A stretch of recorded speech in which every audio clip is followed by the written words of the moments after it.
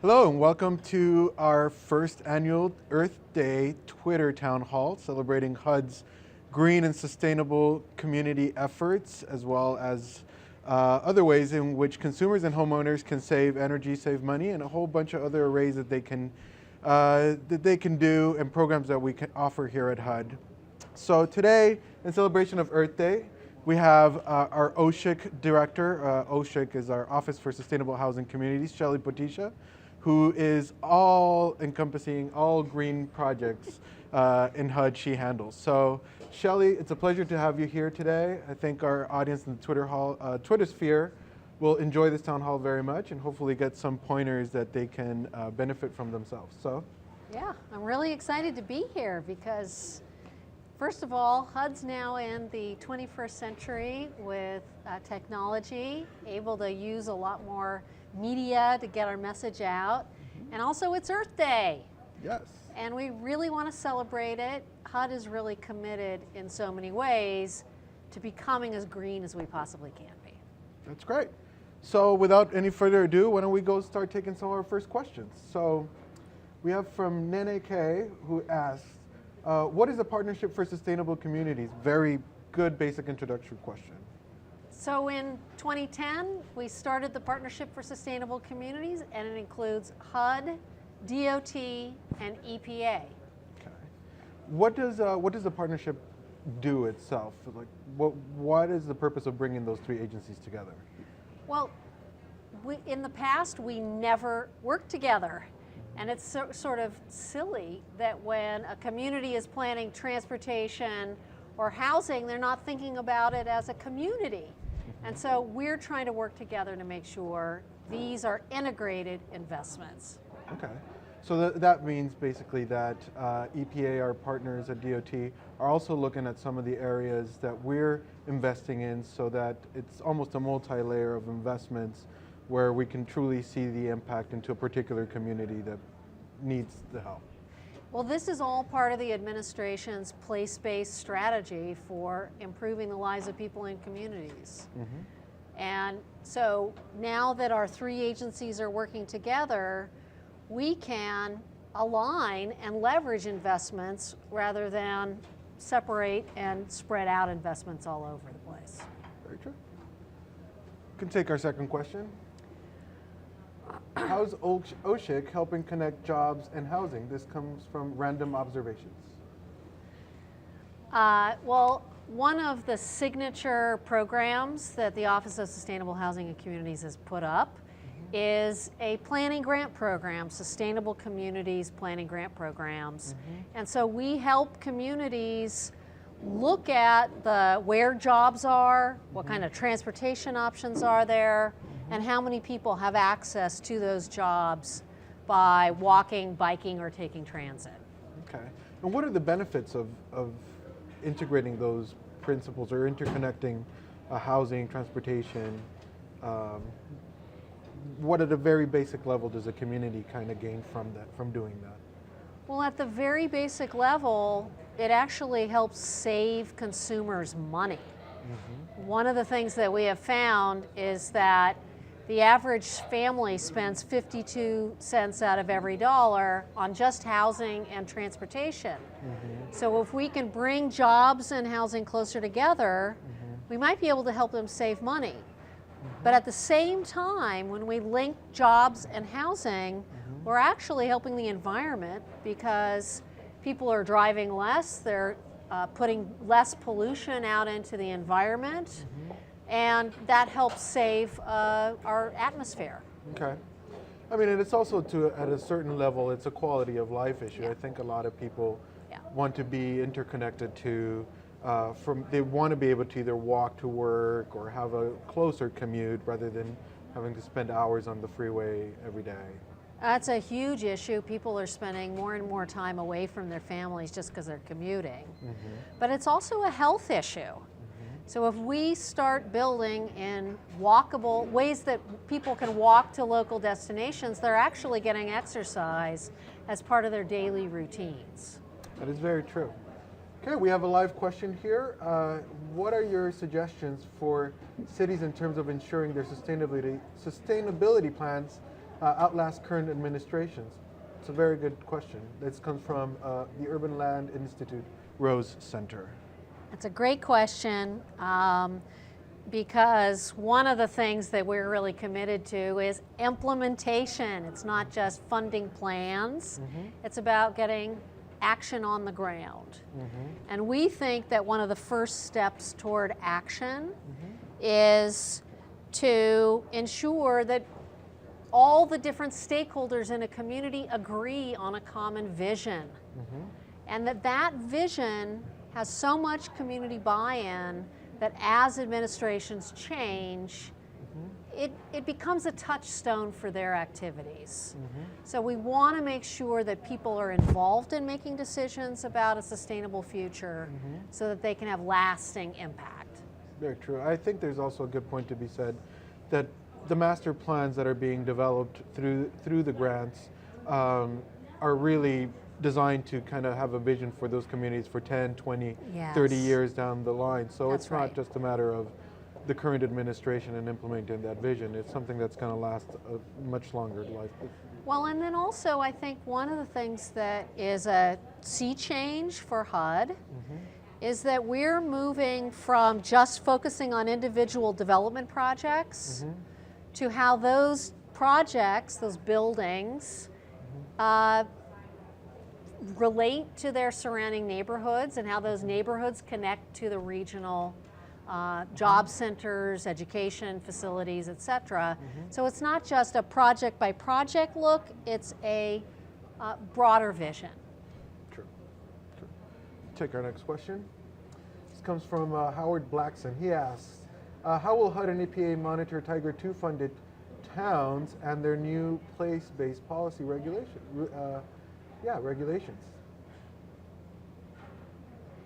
Well, hey Howard, how's it going? You know, Ranson, West Virginia is called out in this tweet. It's one of the great examples of collaboration where EPA is funding some brownfield cleanup. HUD is funding a new zoning code and urban design plan for the community, and DOT is funding the fixing of a street. So we're trying to all work together to help Ranson, achieve its long-term goals. And over time, we'll continue to be their partner, making sure that they're able to follow through on their commitments. I think an important point to also point in Ranson is that Ranson is pretty much considered a rural community as well. And I think a lot of people think that sustainable communities, green efforts only apply to urban environments, but that's not necessarily the case as well, right? That's right. We think of sustainability as being important for urban places, suburban places, small towns, rural communities. Everyone should be thinking about their contribution. Great. Next question comes from Galen Savage, who says, in what ways do our sustainable programs and grantees collaborate with green job efforts in the workforce development system? Great question. That is a really great question because, top on people's minds is where they're going to be able to get a job, or if they have a job that is going to continue on into the future.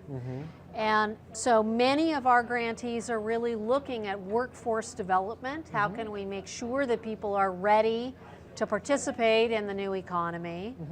And many of our grantees are also looking at what are the growth sectors that they can attract to their communities. And green infrastructure, green energy, green jobs in general are a big part of what our grantees are really looking at trying to promote.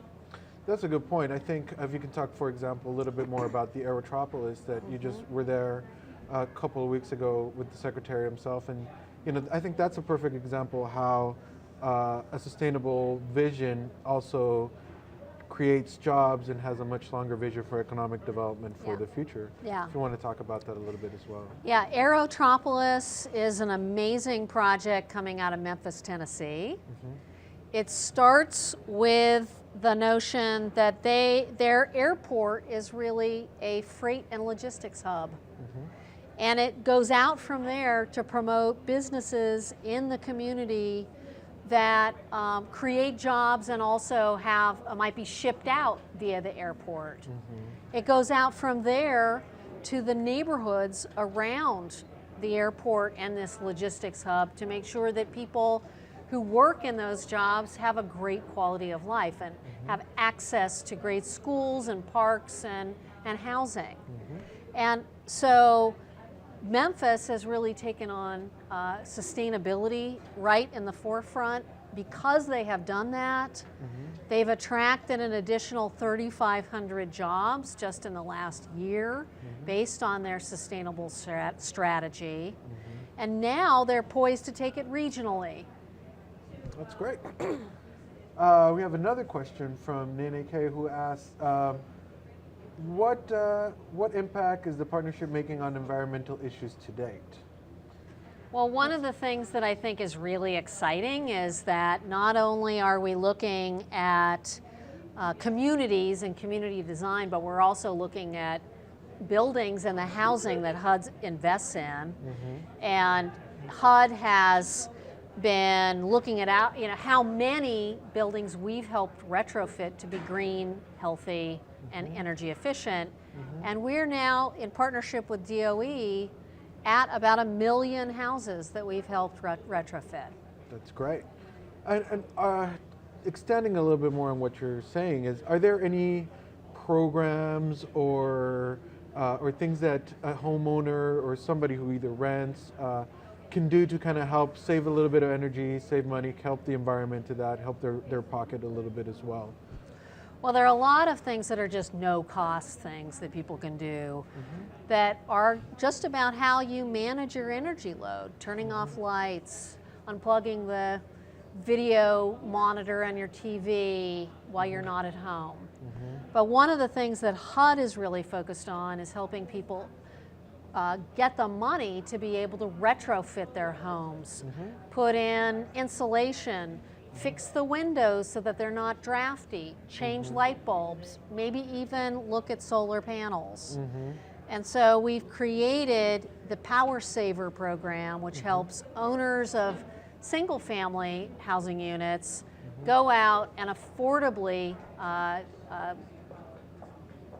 create a loan to help people pay for those costs. Great. There's more information on the Power Saver program on our webpage as well. Yeah. Great. What kind of programs are available to homeowners who want to save energy and save money? Well, I think we kind of stepped onto that question. But maybe there's another piece to this, which is that we've recently partnered with Fannie Mae. Federal Housing Administration, Fannie Mae have come up with a program called Green Refinance Plus. So when an owner of an apartment building wants to refinance and take advantage of historically low interest rates, they can enter into this program, which allows them to borrow a little bit extra to make their building energy efficient and green and healthy. And so that's really for the first time allowing both people who are in single family home ownership units and renters be able to take advantage of energy efficiency and green products. Great. Have another live question here. Will sustainable communities go to the individual level? Will you integrate asset building from energy savings? This comes from NeighborWorks. Well, that's a really cutting edge idea where we might think about ways in which or make it possible for the individual to benefit from actions they personally take to save the environment and save energy. I think that the more that HUD can move towards supporting even unit-based metering in public housing, that's going to help the individual who really needs to save energy the most, those very low-income households, make a difference in their own personal lives. I'm sure. From Random Observations, what kind of programs are available? Oh yeah, we just did this one? Yeah, it's the same question, I think. Okay.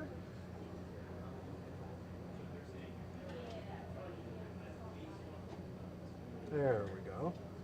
The sunny states like Texas and California use solar energy for PHAs, PHAs meaning public housing authorities, and learn from India and rural villages use alternative power since the 1970s. Good point and good suggestion. Yeah, it's a great point. In fact, Sandy Henriquez, the Assistant Secretary for Public and Indian Housing, just came back from El Paso, where she visited the first ever net zero energy public housing project in America. Okay. And it is really exciting because they not only design the buildings so that they are they're facing and utilizing solar energy and light as much as possible. They looked at the drainage on the property to make sure that water is recaptured. They looked at all kinds of building technology to make it possible for each unit to be as energy efficient as possible. And they're now putting together some guidelines for other public housing authorities to look at ways in which they could convert their existing properties to be as energy efficient as possible. It's a huge new wave in public housing.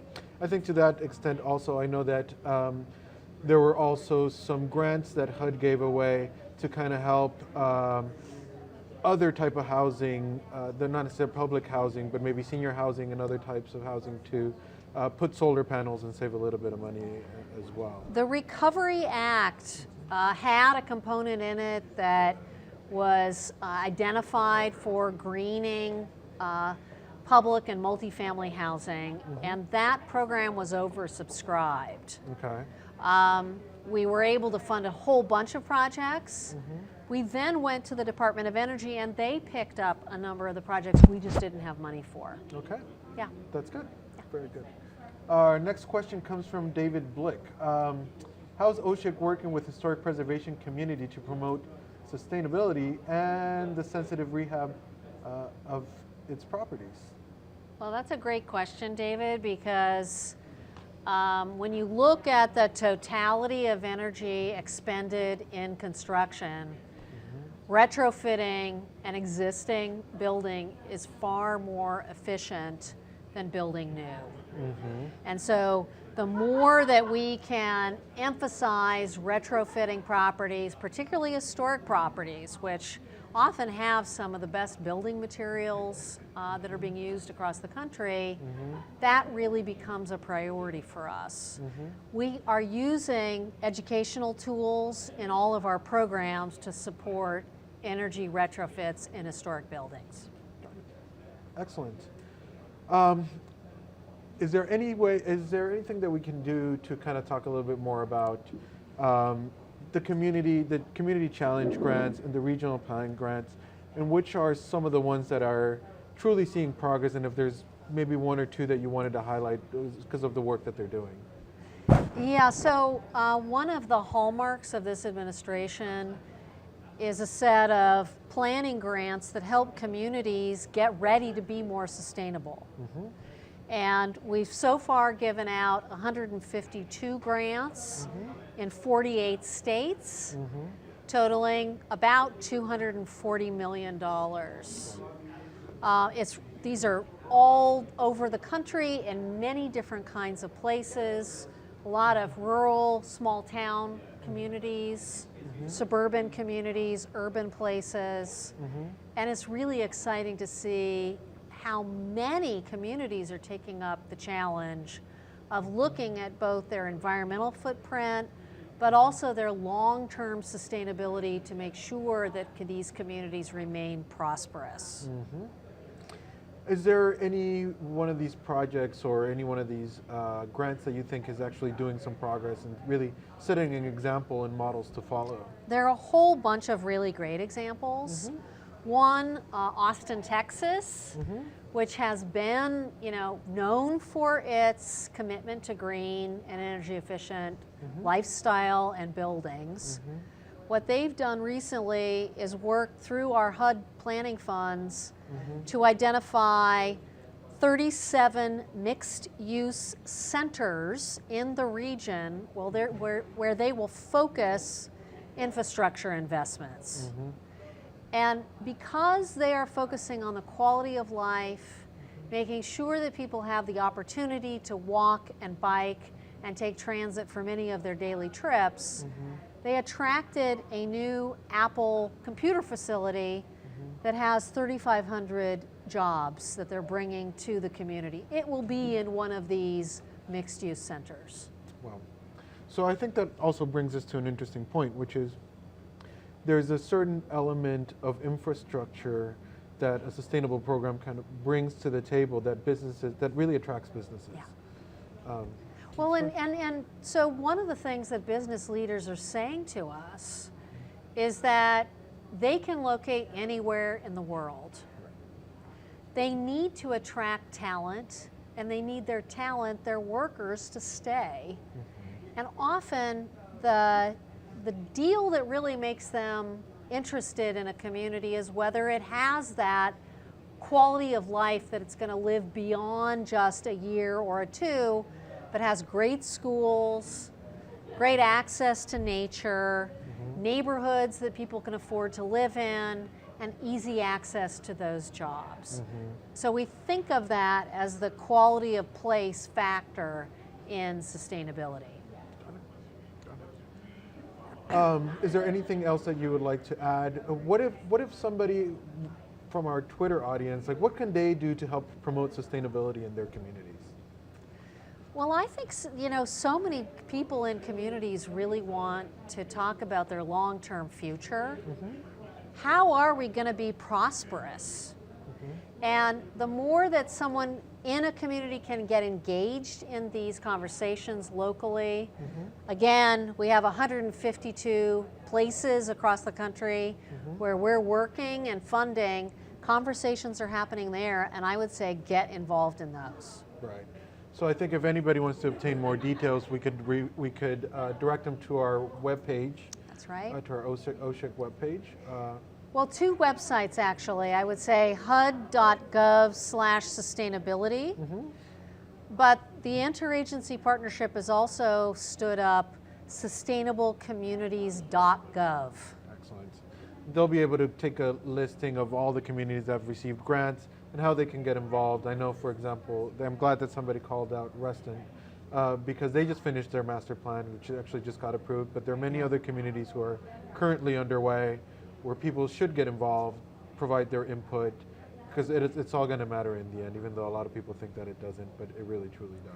Oh, I think community engagement is key to the success. And remember, in a place like Ranson, West Virginia, Columbia, Tennessee, Sacramento, California, all places that have completed their grant with us, that's just the start, because now they're implementing.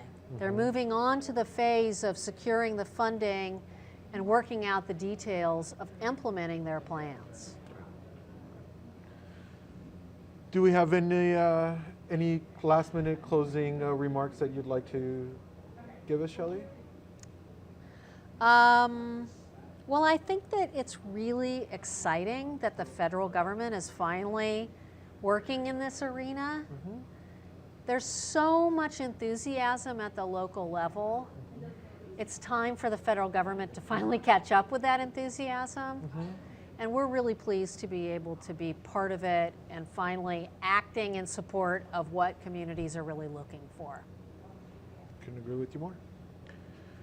With that, I think we will conclude our Twitter town hall on sustainability. Thank you to everybody who tweeted in questions and was looking at the audience, and we look forward to providing you some updates when the master plans are done for a lot of these communities.